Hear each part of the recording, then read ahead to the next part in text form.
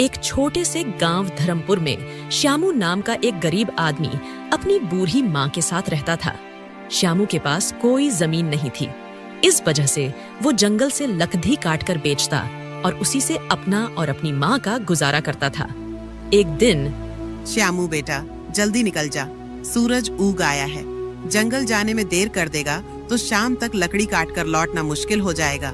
हाँ माँ, मैं अभी निकलता हूँ, तू चिंता मत कर। आज कोशिश करूंगा ज्यादा लकड़ियां लाऊं ताकि 2 दिन का खर्चा निकल जाए। श्यामू अपनी कुल्हाड़ी उठाता है और झोपड़ी से बाहर निकल पड़ता है। श्यामू जंगल की ओर जा रहा था। अचानक रास्ते में उसे गांव का सेठ गोपाल दास मिलता है।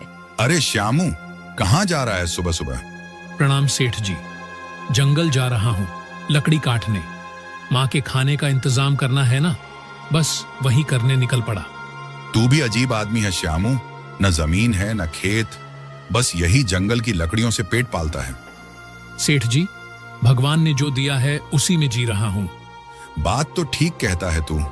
अच्छा सुन, मुझे अपनी गाय की गौशाला बनाने के लिए कुछ लकड़ियों की जरूरत पड़ेगी। क्या तू ला सकेगा? क्यों नहीं सेठ जी, अगर आपको लकड़ी चाहिए तो मैं पहुंचा दूंगा। बस बता दीजिए कितनी चाहिए और कब तक। अच्छा, तो कल से ही लकड़ी मेरे गोदाम में पहुंचाना शुरू कर।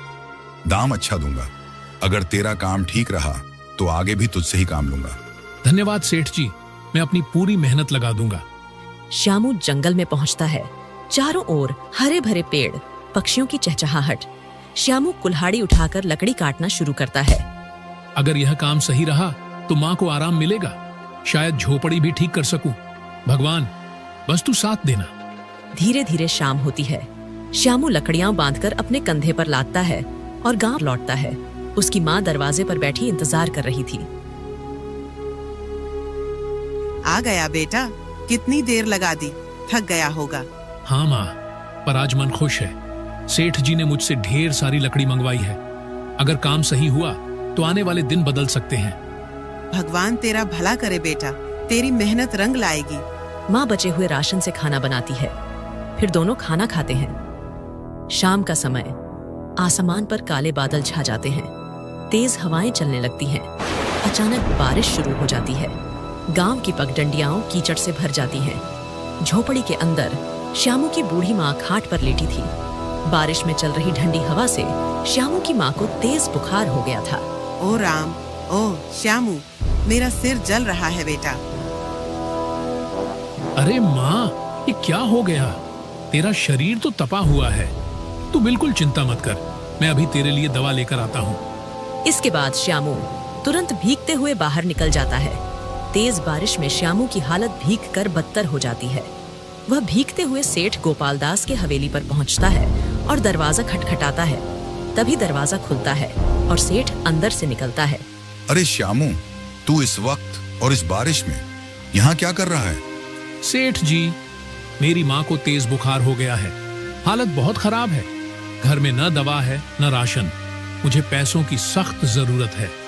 तो तू चाहता क्या है? सेठ जी, मुझे कुछ ज्यादा पैसे उधार दे दीजिए। मैं कुछ पैसे लकड़ी में कटवा दूंगा और बाकी मैं मजदूरी करके लौटा दूंगा। ठीक है श्यामू, पैसे तो मैं दे दूंगा, लेकिन ब्याज देना होगा। ब्याज? सेठ जी, मैं गरीब आदमी हूँ, ब्याज के साथ पैसे कैसे लौटाऊंगा? तो सुन, मैं बिना ब्याज के पैसे नहीं देता।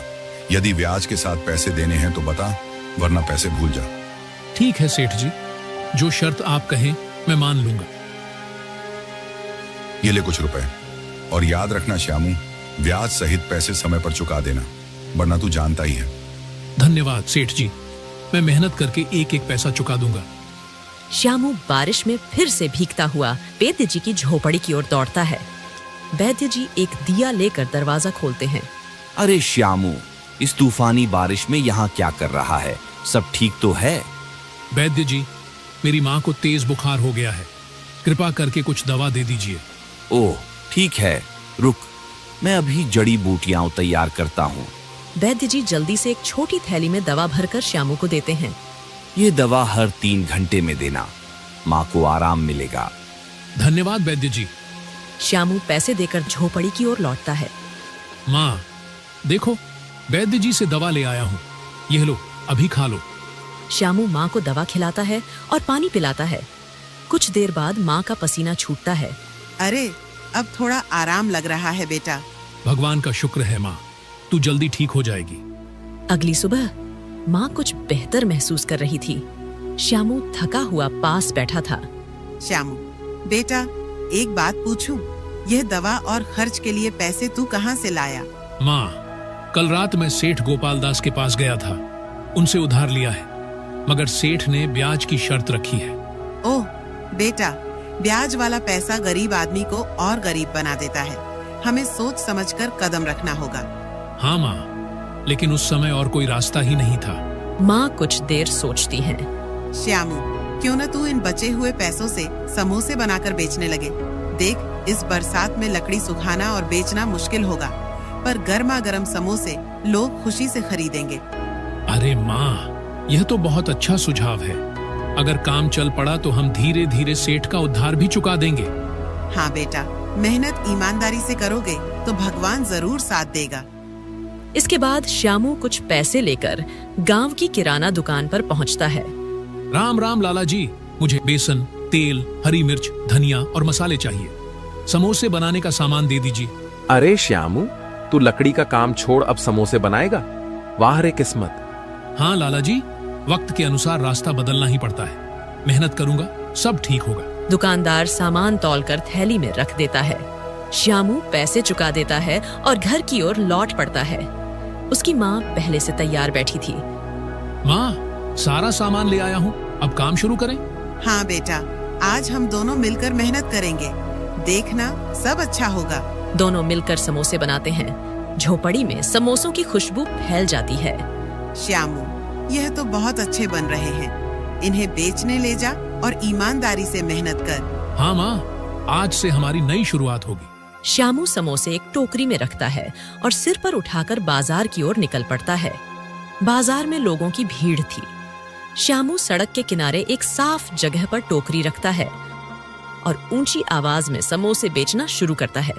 गर्मा गर्म समोसे, ताजे और स्वादिष्ट समोसे। कुछ लोग उसके आसपास रुककर देखते हैं पर समोसे नहीं खरीदते। पास ही एक और ठेला लगा था जहां पहले से समोसे बिक रहे थे। उस ठेले का मालिक था हेमू, जो वर्षों से बाजार में समोसे बेचता आ रहा था। अरे ये क्या? ये श्यामू लकड़हारा ये समोसे बेचेगा, और वो भी मेरे सामने? इसकी इतनी हिम्मत! हेमू श्यामू की ओर घूरता है। ठीक है, अब देखता हूँ कि ये कैसे समोसे बेचता है। इसे सबक सिखाना ही पड़ेगा। श्यामू ग्राहकों को बुलाने में व्यस्त था। उसे हेमू की चालाकी का अंदाजा नहीं था। गर्मा गर्म समोसे, ताजे और स्वादिष्ट समोसे, ले लो भाई ले लो। तभी दो आदमी उसके पास आते हैं। अरे श्यामू, तू लकड़हारा था ना, अब समोसे बेच रहा है? हाँ भाई, करना पड़ता है। पेट पालने के लिए मेहनत करनी ही पड़ती है। चल ठीक है, जरा हमको भी समोसे खिला, देखे तेरे समोसे कैसे हैं। श्यामू खुशी से तुरंत 2 समोसे निकालकर उन्हें देता है। लीजिए भाई, ताजे गर्मा गर्म समोसे हैं, जरूर पसंद आएंगे। दोनों आदमी एक एक निवाला खाते हैं। अचानक वे चेहरे बिगाड़ लेते हैं और समोसे जमीन पर फेंक देते हैं। अरे ये क्या बनाया है? बिल्कुल बेस्वाद, न नमक है न मसाले का स्वाद। यह समोसे खाने लायक ही नहीं है। श्यामू, तुझे किसने समोसे बनाना सिखाया? एकदम बकवास हैं ये। ऐसे तो कोई ग्राहक तेरे पास नहीं आएगा। लोग यह देख हंसने लगते हैं। श्यामू का चेहरा उतर जाता है। उसकी आंखों में आंसू भर आते हैं। हे भगवान, इतनी उम्मीद से काम शुरू किया था, क्या सच में मैं समोसे बेचने लायक नहीं हूँ? पास खड़ा हेमू ये दृश्य देखकर मन ही मन मुस्कुराता है। हाँ हाँ, यही होता है जब कोई मेरे सामने समोसे बेचने की कोशिश करता है। अब देखता हूँ ये श्यामू कितने दिन टिकता है। अरे भाइयों, क्यों उन बेस्वाद समोसों के चक्कर में पड़े हो? आओ मेरे पास आओ, यहाँ गर्मा गर्म चटपटा और मजेदार समोसा मिलेगा। दोनों आदमी हेमू के ठेले की ओर बढ़ते हैं। आसपास खड़े अन्य ग्राहक भी हेमू के पास जाने लगते हैं। हाँ भाई, हेमू के समोसे तो हमेशा लजीज होते हैं, चलो वहीं खाते हैं। धीरे धीरे सभी लोग हेमू के ठेले पर जुट जाते हैं। श्यामू अकेला सड़क किनारे अपनी टोकरी लिए रह जाता है। लगता है आज कोई भी मेरे समोसे नहीं खरीदेगा। श्यामू निराश मन से अपनी टोकरी उठाता है और भीगी आंखों के साथ घर लौट आता है। झोपड़ी के दरवाजे पर उसकी माँ इंतजार कर रही होती है। क्या हुआ बेटा, समोसे बिके नहीं क्या? श्यामू चुपचाप टोकरी जमीन पर रख देता है। माँ, बाजार में सबने मेरे समोसे बेस्वाद कहकर फेंक दिए, किसी ने पसंद नहीं किए और सारे पैसे भी इसमें लग गए। अब सेठ का कर्ज कैसे चुकाएंगे? बेटा चिंता मत कर, हर नया काम शुरुआत में कठिन होता है। भगवान तेरे लिए कोई न कोई रास्ता जरूर निकालेंगे। वे दोनों बात कर ही रहे थे, तभी बाहर से आवाज आती है। दरवाजे पर सेठ गोपालदास अपने 2 आदमियों के साथ खड़ा था। अरे श्यामू, कहाँ है तू? बाहर आ, आज हिसाब करना है। माँ, ये तो सेठ है, लगता है पैसे वसूलने आया है। हिम्मत रख बेटा, सच बोलना, भगवान सब देख रहे हैं। श्यामू अपनी माँ के साथ बाहर आता है। सेठ गोपालदास अपनी मूंछों पर ताव देते हुए खड़ा था। सेठ जी, मुझे पता है कि आप पैसे लेने आए हैं, मगर क्षमा कीजिए, अभी मेरे पास कुछ भी नहीं है। मैंने आपसे जो रुपए लिए थे वो सब समोसे के काम में लगा दिए। अभी काम अच्छा नहीं चल रहा, लेकिन जैसे ही काम संभल जाएगा मैं आपके पैसे चुका दूंगा। ये सुन सेठ भौहें चढ़ाता है और ऊंची आवाज में बोलता है। अरे मुझे बेवकूफ मत बना, तेरे समोसों का क्या भरोसा, बिके या न बिके। मैं यहाँ हाथ पर हाथ धरे कब तक बैठा रहूं? मैंने तुझे उधार पैसे दिए थे, कोई मजाक नहीं किया था। श्यामू सिर झुका लेता है। उसकी माँ की आंखों में भी आंसू भर आते हैं। सुन ले श्यामू, आज से ये घर मेरा है। जब तेरे पास पैसे हों तब आकर इसे छुड़ा लेना। अभी के अभी अपना सामान बाहर निकालो। सेठ के दोनों आदमी आगे बढ़कर झोपड़ी के अंदर घुसते हैं। वे बर्तन, कपड़े और चटाई उठाकर बाहर फेंकना शुरू कर देते हैं।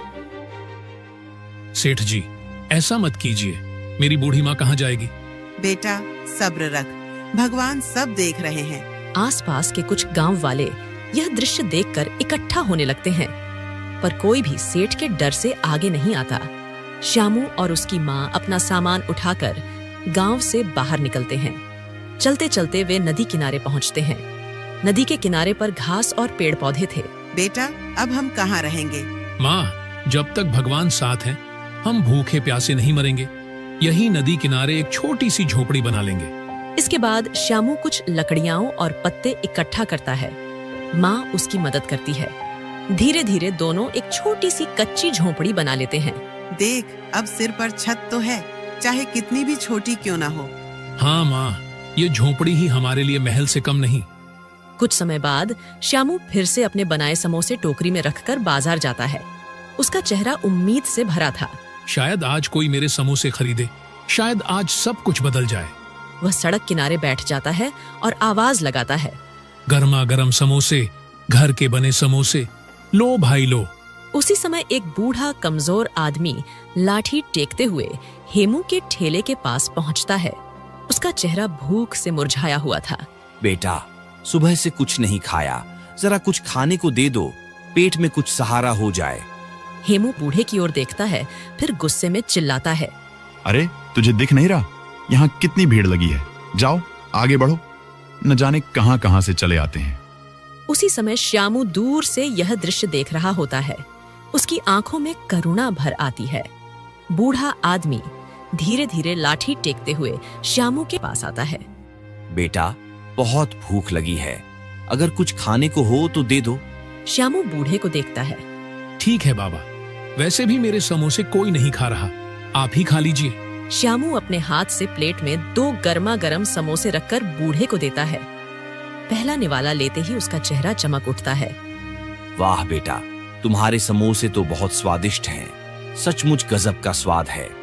बाबा, क्या आप सच कह रहे हो? सब तो कहते थे कि मेरे समोसे बेस्वाद हैं। अरे बेटा, मैं झूठ क्यों बोलूंगा? यकीन न हो तो खुद खाकर देख ले। श्यामू थोड़ी हिचकिचाहट के साथ टोकरी से एक समोसा उठाता है। अरे, ये तो सच में बहुत स्वादिष्ट है। ये कैसे हो गया? श्यामू की आंखों में हैरानी के साथ खुशी भी झलकने लगती है। बूढ़ा आदमी मुस्कुराते हुए श्यामू की ओर देखता है। फिर वह अपनी झोली में हाथ डालता है और एक छोटी सी थैली निकालकर श्यामू को देता है।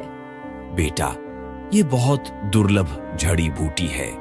इसे जब भी अपने समोसे में मिलाएगा, तेरे समोसों का स्वाद कई गुना बढ़ जाएगा। लेकिन याद रखना, ये बूटी सिर्फ भलाई के काम में ही इस्तेमाल करनी है। बाबा, आप कौन हैं और मुझे यह सब क्यों दे रहे हैं? बूढ़ा मुस्कुराता है और धीरे धीरे गायब हो जाता है। ये बाबा थे या खुद भगवान का कोई रूप? संध्या तक श्यामू के कुछ और समोसे बिक जाते हैं। वह थका हुआ मगर थोड़ा खुश होकर घर लौट आता है। माँ, आज भगवान ने चमत्कार कर दिया। कुछ समोसे बिक गए और हाँ, एक बाबा ने मुझे एक जड़ी बूटी दी है। बेटा, हो सकता है वह बाबा भगवान के ही भेजे दूत हों। उनकी बात को हल्के में मत लेना। सुबह होते ही श्यामू गांव की किराना दुकान पर पहुंचता है। लाला जी, ये कुछ पैसे हैं, बाकी उधार में लिख लीजिए। मुझे समोसे बनाने का सामान चाहिए। ठीक है श्यामू, तू ईमानदार आदमी है, तेरे लिए उधार लिख दूंगा। श्यामू सामान लेकर घर लौटता है। घर पहुंचकर माँ और बेटा मिलकर समोसे बनाने लगते हैं। श्यामू बाबा की दी हुई जड़ी बूटी उठाता है और मसाले में मिलाता है। जैसे ही जड़ी बूटी मिलती है, रसोई में एक अद्भुत और मनमोहक खुशबू फैल जाती है। माँ, ये कैसी अद्भुत सुगंध है। लगता है सचमुच ये जड़ी बूटी जादुई है। बेटा, अब तेरे समोसे जरूर बिकेंगे। श्यामू ताजे और सुगंधित समोसे टोकरी में भरता है और उम्मीद भरी नजरों से बाजार की ओर चल पड़ता है। बाजार पहुंचते ही समोसे की महक चारों ओर फैलने लगती है और लोग उसकी ओर मुड़कर देखने लगते हैं। तभी दो आदमी उस उत्साह से श्यामू की ओर बढ़ते हैं। अरे भाई, क्या डाला है समोसे में? खुशबू तो बड़ी लाजवाब आ रही है। हाँ भाई, जल्दी खिलाओ, रुका ही नहीं जा रहा। श्यामू मुस्कुराते हुए उन्हें गर्मा गर्म समोसे परोसता है। दोनों आदमी समोसे लेते हैं। वाह भाई, कमाल कर दिया। तुम्हारे समोसों में तो बिल्कुल अलग ही स्वाद है। ऐसा तो हमने कहीं नहीं खाया। सही कहा, ये समोसे तो जैसे मुंह में घुल रहे हैं। भाई, हमें और पैक कर दो। धीरे धीरे लोग इकट्ठे होने लगते हैं। कोई खुशबू से आकर्षित होकर आता है, कोई पहले खा चुके लोगों की तारीफ सुनकर। श्यामू के पास भीड़ लग जाती है। भैया, 2 समोसे इधर भी देना। श्यामू पसीने से लथपथ होते हुए भी प्रसन्नता से सभी को समोसे परोसता जाता है। संध्या तक श्यामू के सारे समोसे बिक जाते हैं। वह टोकरी उठाकर हल्की थकान के साथ मगर दिल में अपार खुशी लिए घर की ओर चल पड़ता है। माँ, आज तो चमत्कार हो गया। मेरे सारे समोसे बिक गए। लोग बार बार तारीफ कर रहे थे। देखा बेटा, भगवान मेहनती और नेक दिल का साथ कभी नहीं छोड़ते। अगली सुबह का बाजार। सुबह सुबह श्यामू टोकरी में ताजे समोसे लेकर बाजार पहुंचता है। समोसे में बाबा की दी हुई जड़ी बूटी मिलाता है। थोड़ी ही देर में समोसों की सुगंध चारों ओर फैल जाती है। अरे वही समोसे वाला आ गया, चलो जल्दी जल्दी ले लें वरना खत्म हो जाएंगे। कुछ ही देर में श्यामू की दुकान पर भीड़ लग जाती है। उधर हेमू अपने ठेले पर गुस्से से देख रहा था। उसके ठेले पर एक भी ग्राहक नहीं था। ये लकड़हारा कहाँ से समोसे वाला बन गया और ऊपर से सब लोग इसके ठेले पर टूट पड़ते हैं। मुझे तो एक एक ग्राहक के लिए आवाज लगानी पड़ रही है। आखिर चक्कर क्या है, क्योंकि इसमें ऐसा कोई हुनर नहीं है। वह गुस्से में मुट्ठियां भींच लेता है। इस प्रकार धीरे धीरे दिन बीतते हैं। श्यामू का नाम पूरे गांव और आसपास के कस्बों में फैल जाता है। कुछ महीनों में श्यामू अब सड़क किनारे से हटकर एक छोटी सी दुकान खोल लेता है। श्यामू की दुकान पर ग्राहकों की लंबी कतार लगी थी। भैया 2 प्लेट समोसे देना और हाँ, चटनी ज्यादा डालना। श्यामू सबको खुशी खुशी परोसता है। उसकी माँ दुकान के कोने में बैठकर गर्व से बेटे को देखती रहती है। कुछ दिनों बाद श्यामू कमाई का बड़ा हिस्सा लेकर सीधे सेठ के घर पहुंचता है। सेठ दरवाजे पर बैठा हिसाब किताब लिख रहा होता है। सेठ जी, ये लीजिए आपके सारे पैसे। अब कृपा करके मेरा घर मुझे वापस कर दीजिए। श्यामू, मैं तुझसे शर्मिंदा हूँ। उस दिन मैंने लालच में आकर तुझ पर ज्यादती की थी। तूने मेहनत और ईमानदारी से अपनी किस्मत बदल दी। मैं तुझसे माफी मांगता हूँ। सेठ खाते से नाम काटता है। जा, अब तेरा घर तेरा हुआ। भगवान तुझे और तरक्की दे। धन्यवाद सेठ जी। श्यामू घर लौटता है। माँ की आंखों में आंसू भर आते हैं। उधर हेमू का ठेला खाली पड़ा था। अब तो मेरा पूरा काम ठप हो गया है। सब लोग उस श्यामू के पास क्यों जा रहे हैं? जरूर कोई राज है उसके समोसों में। मुझे ये जानना ही होगा। एक शाम श्यामू दुकान बंद करने के बाद घर पर समोसे बनाने की तैयारी कर रहा होता है। वह अपने छोटे से डिब्बे से बाबा की दी हुई जड़ी बूटी निकालकर समोसे में डालता है। उस समय खिड़की के पीछे छिपकर हेमू सब देख रहा होता है। ओह, अब समझा, यही उस जड़ी बूटी का कमाल है। बिना इसके तो उसके समोसे साधारण ही होंगे। अब देखता हूं श्यामू, तेरी दुकान कैसे चलती है। रात गहराने पर श्यामू और उसकी माँ सो जाते हैं। तभी हेमू दबे पांव श्यामू के घर में पहुंचता है और उस डिब्बे को ढूंढ निकालता है। मिल गया, यही है वो जड़ी बूटी। अब आएगा असली मजा। कल से लोग फिर मेरे पास ही आएंगे। वह डिब्बा अपने हाथ में दुकाकर चुपके से निकल जाता है। अगली सुबह श्यामू दुकान की तैयारी में जुटा था। श्यामू डिब्बा निकालने अलमारी में हाथ डालता है, लेकिन डिब्बा नहीं मिलता। श्यामू पूरे घर के कोने कोने में ढूंढता है, लेकिन जड़ी बूटी का डिब्बा कहीं नहीं मिलता। उधर हेमू अपनी ठेली के पास बैठा था। सामने वहीं चुराई हुई जड़ी बूटी का डिब्बा रखा था। हाँ, अब देखना, जब ये समोसे तैयार होंगे तो खुशबू चारों ओर फैल जाएगी और लोग फिर से मेरी ठेली पर टूट पड़ेंगे।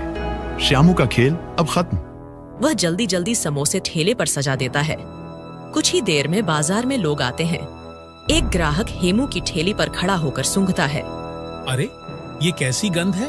बड़ी अजीब सी लग रही है। खुशबू तो बिल्कुल वैसी नहीं जैसी श्यामू के समोसों से आती थी। चलो फिर भी एक खाकर देखते हैं। वे समोसा लेते हैं और जैसे ही मुंह में डालते हैं तुरंत थूक देते हैं। अरे, ये तो कड़वा और बेस्वाद है।